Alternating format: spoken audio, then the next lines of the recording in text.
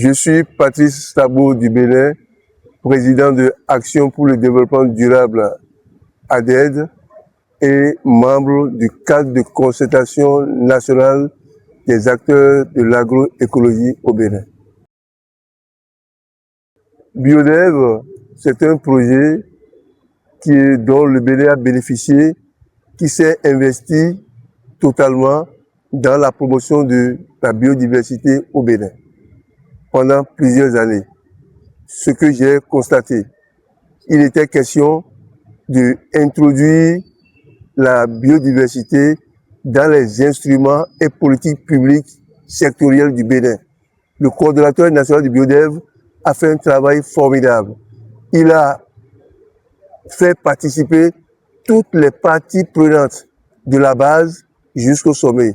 Je vais parler des chasseurs, des communautés locales, des organisations de la société civile et les membres de l'administration publique. Vraiment, il a fait un travail inclusif et participatif à organiser des ateliers nationaux et des ateliers sous-régionaux. La finalité, c'est que la SPAN B du Bénin a été enrichie des résultats de Biodev 30. Et c'est qu'au niveau local, départemental, Biodev a œuvré pour qu'on ait finalement un projet qui puisse consolider tous les acquis de Biodev dans un département afin de corriger les difficultés liées à la promotion de la biodiversité dans ce département-là. C'est le pôle 4 du développement agricole du Bénin.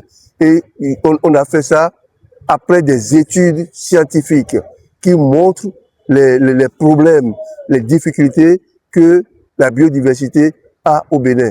Et ce projet pilote sera exécuté pour servir seulement, pour dire, si nous pouvons, si les résultats de ce projet peuvent servir à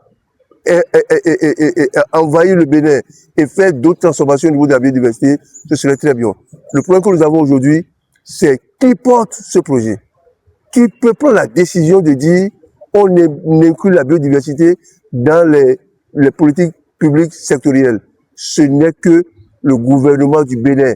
Et nous avons des textes, l'article 27 de la Constitution, qui nous dit que l'État doit protéger l'environnement. Donc si on tient compte de ça, je pense qu'un plaidoyer sera fait par les organisations de la société civile, les organisations paysannes, même l'administration publique, pour demander respectueusement au président de la République du Bénin de bien vouloir faire se poser cet acte vraiment historique pour que la biodiversité soit respectée. Nous sommes même allés jusqu'à proposer un tribunal pour que tous ceux qui enfreignent la biodiversité soient punis. C'est possible de le faire. Donc ça dépendra de cette volonté politique et nous implorons vraiment nos autorités vraiment aller dans ce sens-là.